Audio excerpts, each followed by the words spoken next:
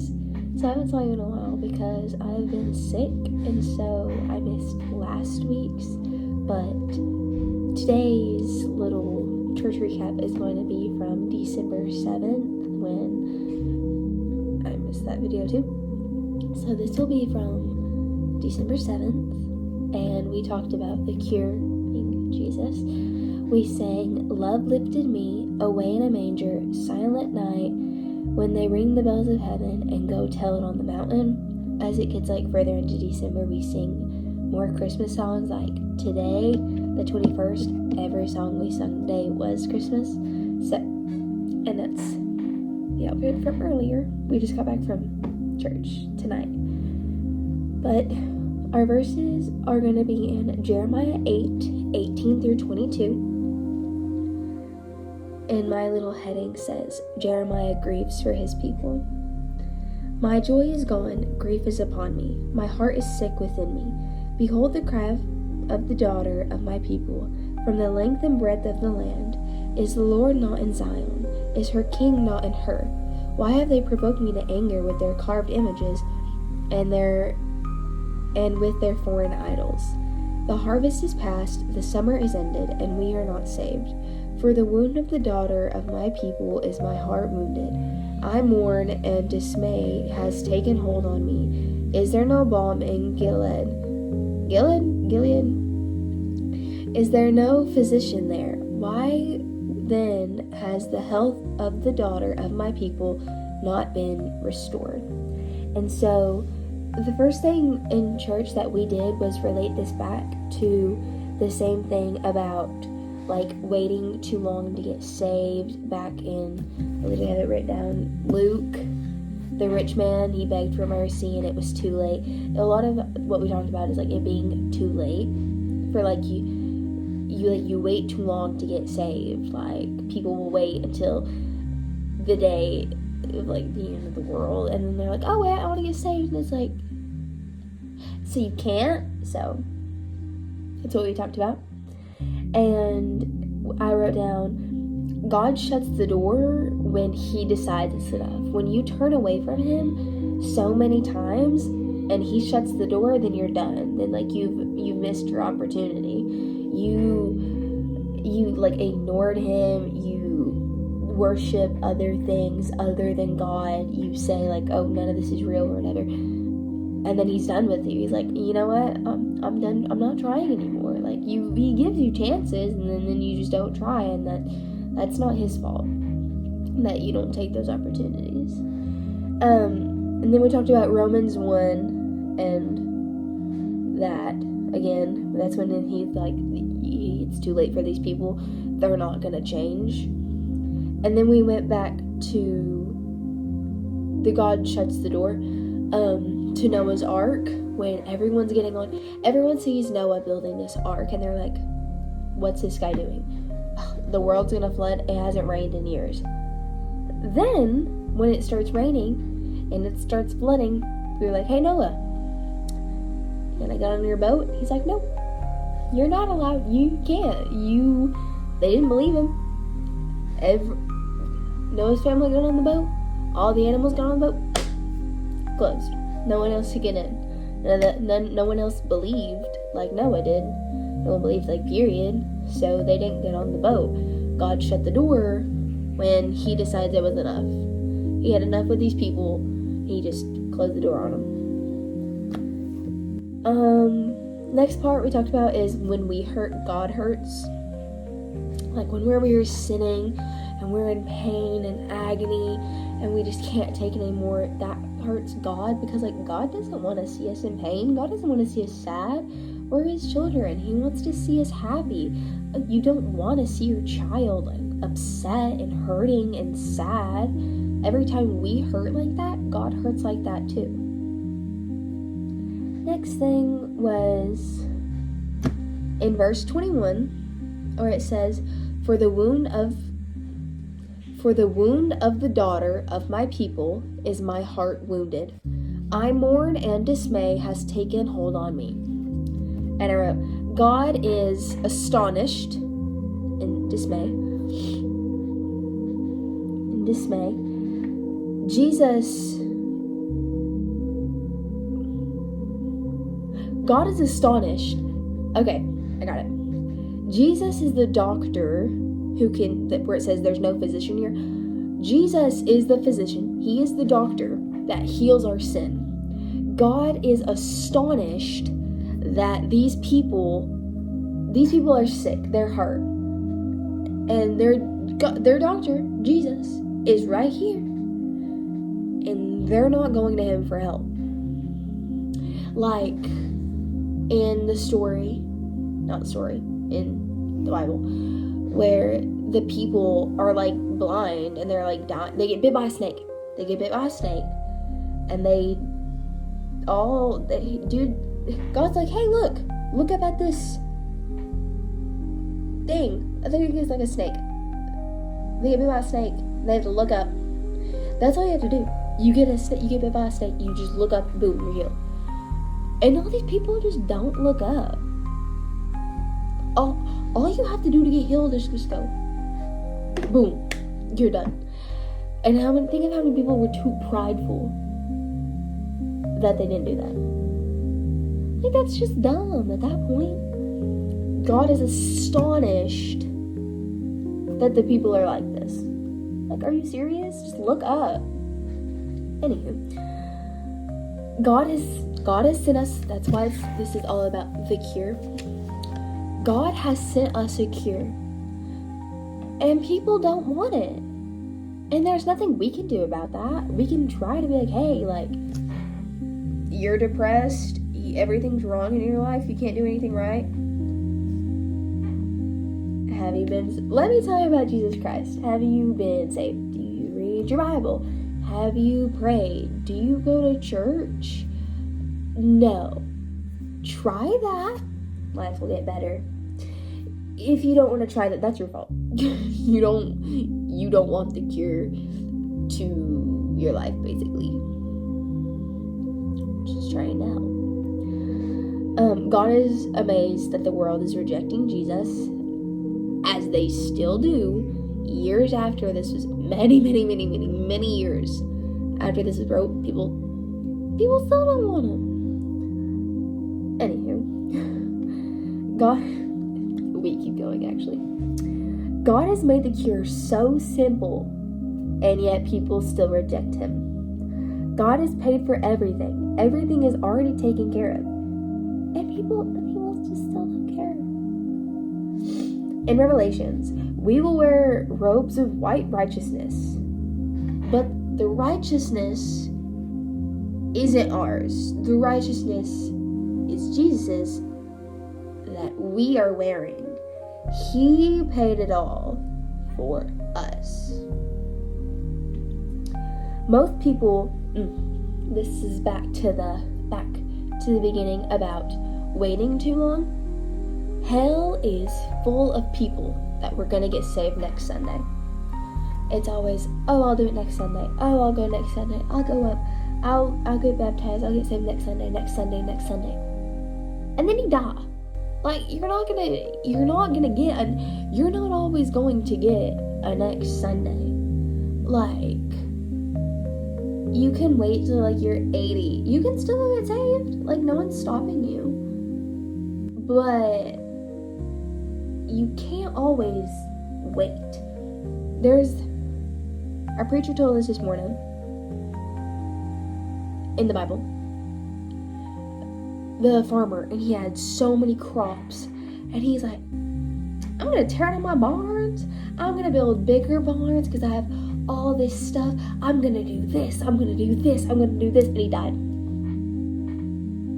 God was like, you're not gonna have time to do all this. Like, you're doing good with what you have now, and you want more, and you're gonna build more, and you're gonna do more, and you're gonna plant more, and you're gonna have more. But then you die. Then what? You don't have any more time. You don't have anything anymore. You can't always count on something coming next. You can't always count on tomorrow. You can't keep putting it off and putting it off and putting it off. Because one day there won't be a tomorrow. One day there will come a day that will be your last. Whether you know it or not, you cannot wait. There's not enough time for you. You cannot wait too long. The best thing you can do is do it as soon as possible.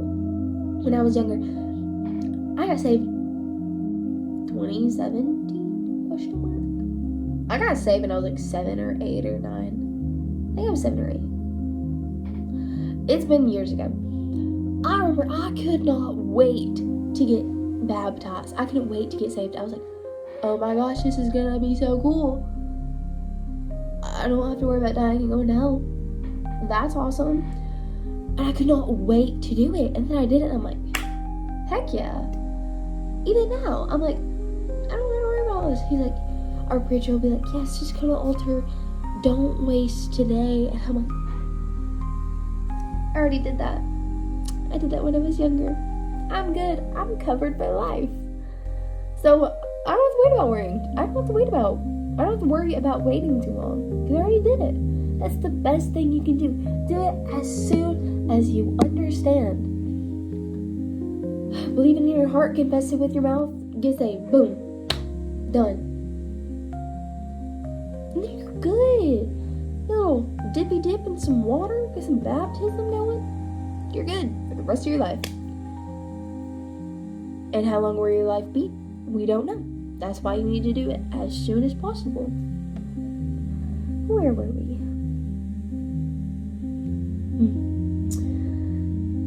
And then we talked about how people don't really get saved anymore. Like, it's even in our church. Like, a lot of the younger kids get saved. But, like, a big thing is... We'll get to that in a second. The thing is, like, the little kids, they were like me, they're like excited to get saved. But then, like, some of the older people who didn't get saved when they were younger, they're iffy about it. They don't want to go, they are like almost not like, I guess prideful. Like, they don't want to have to walk up there and let everyone like, I want to get saved. So they don't.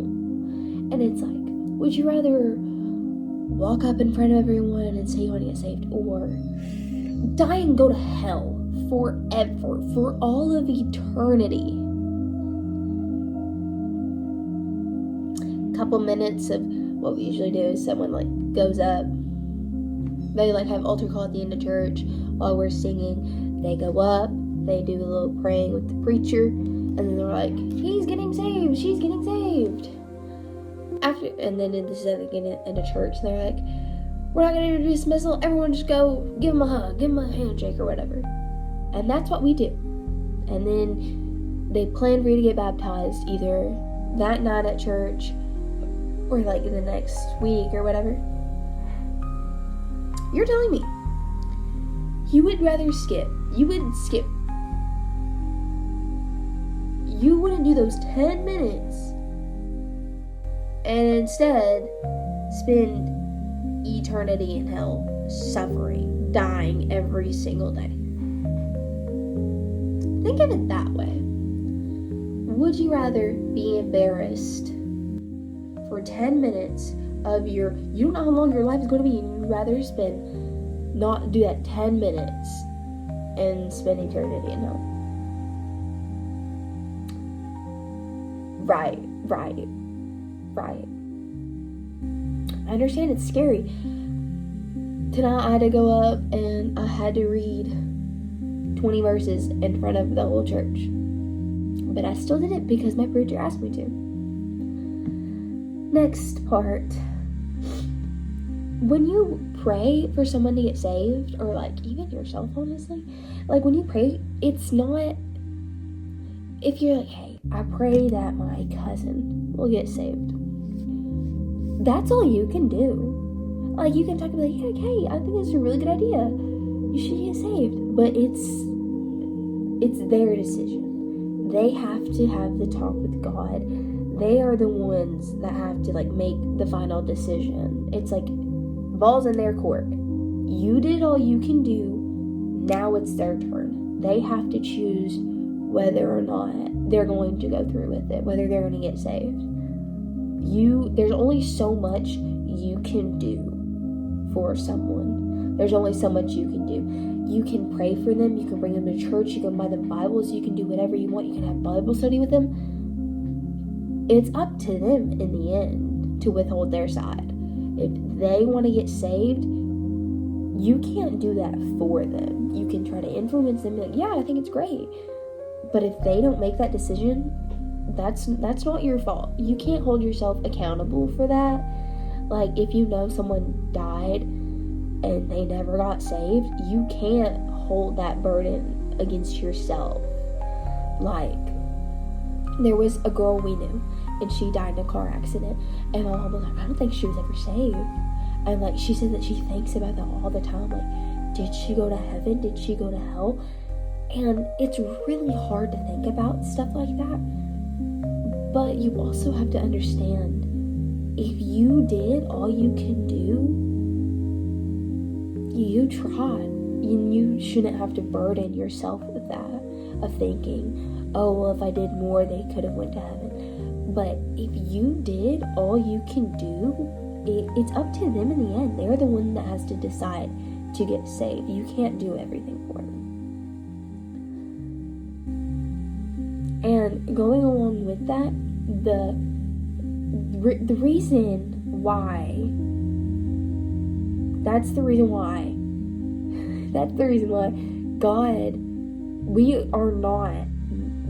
God does not make us love him. God does not make us love him.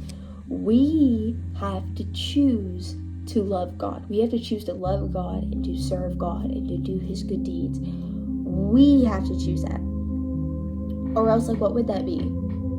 You have to love him or you die? Like, that's not much of a decision. The whole point of God not loving us is he loves us. Of us not being forced to love him is so we can make our own decision. So it'll be us choosing to love God and choosing to be faithful to him.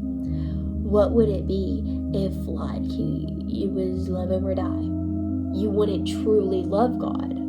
You would be being forced to. But with it being our decision, we can truly love God. And then our Heavenly Father is with us always. Have it back. This was from today. That's from the 21st. I missed the last week because I was sick. Back to the being too late. People need to get saved because you never know when you'll have your last sermon, your last opportunity, and your last altar call. You will never know when it's going to be your last. Like, you could be like, I'm going to get saved next Sunday. What if you die in a car accident? What if something bad happens and you die? Then that next Sunday might not come. You never know. That's why you need to get saved, because you never know when you're going to have your last opportunity to get saved. More people are choosing evil over good. And they're choosing that darkness over the light of being good, because people commit their evil deeds in the dark. So, like, Jesus is the light of the world. We've talked about this. Jesus is the light of the world. So he's over here shining his light. And these people over here, they like their evil deeds. They're not going to come over here, because then you'll see what they're doing. That's why they choose to stay away from Jesus. Let me get my little. This is my little Lattimon. And this is all of our people. If God comes over here, he's shining his light on these people, he's gonna see their evil deeds. And they don't want that. He can see it anyways. God knows all. So it's not like you're hiding from him. You just don't want to go to him, because then you're gonna have to face the evil deeds that you're doing. You're doing things you know you shouldn't be doing. He knows. But if you choose him, you're going to just say, I know this is bad, and I know I need to quit doing it. And that's why people choose to stay in the darkness. Because they don't want to give up on things that they think are fun. Why would they want to? Other than, dying and not going to hell. Sure, have your fun here. I'm not gonna be having it now, so party it up, I guess. And then, whoever calls on the Lord shall be saved. Believe it in your heart, confess it with your mouth, and you shall be saved. And yet again, back to that. Everyone in hell was going to get saved next Sunday. That's just going back to the, you never know. You never know when you're going to have your last altar call if you go to church. If you don't go to church, you never know the last time you're going to be invited to a church. Like, say your friend invites you every Sunday and you're like, no, I'll go next week. And then they stop asking. Then what do you do? That means you're going to have to go on your own. But that's not what most people do. Most people are like, oh, whatever, boom. Then what if you die? Hate to say it, what if you die? And it's like, dang, this is every single, imagine that. You get into, you go, you're about to go into heaven. Or they're like deciding or whatever. We got the Lamb's Book of Life open. And it's like, oh, yeah, you're not getting in. And you're like, oh, well, I never knew. I was never invited to church. I never knew about God. And they're gonna pull up on this big screen. This is not in the Bible. They're gonna pull up on this big screen. Look at every single time your friend invited you to church.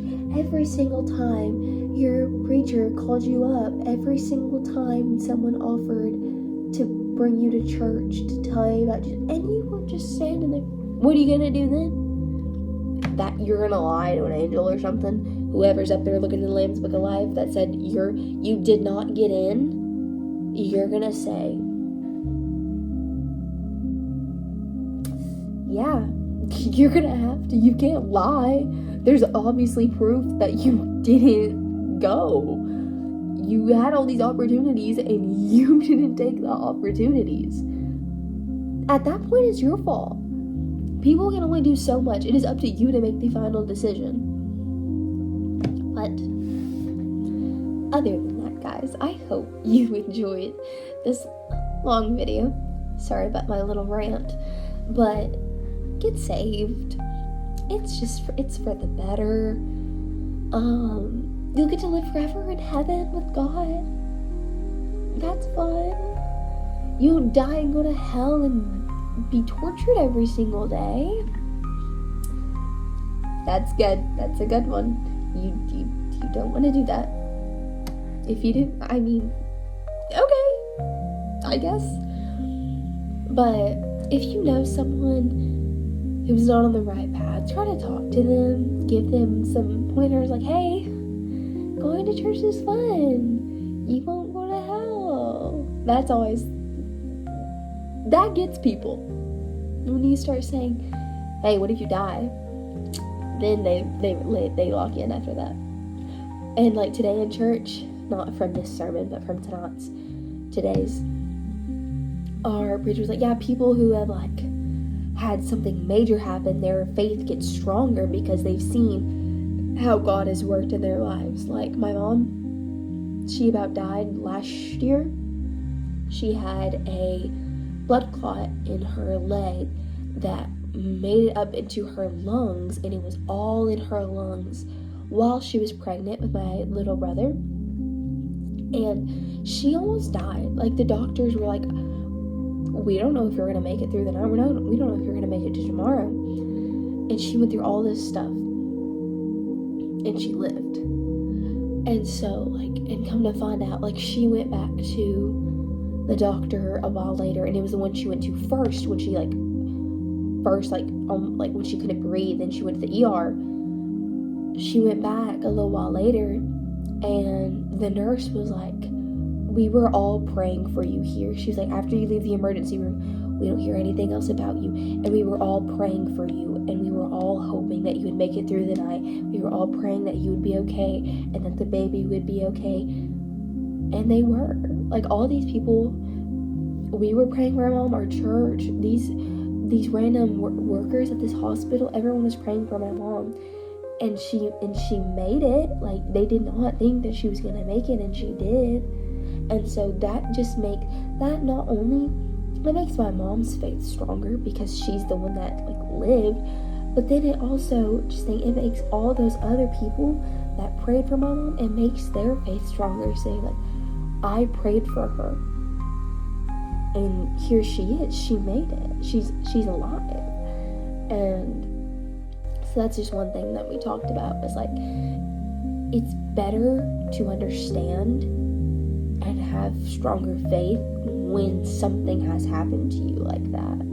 But even if something like that hasn't happened, you can still have strong faith. That's not the only thing that can make you have strong faith. Almost dying is not it's not great that you almost died, but if your faith grows strong, that part is good.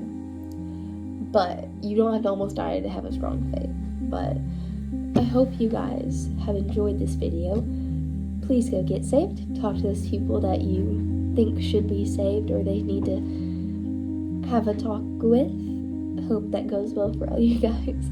But just remember, believe it in your heart, confess it with your mouth, go get baptized, join a church, join a community. Just do whatever you can. I hope you guys have a lovely week, and I'll see you guys next time.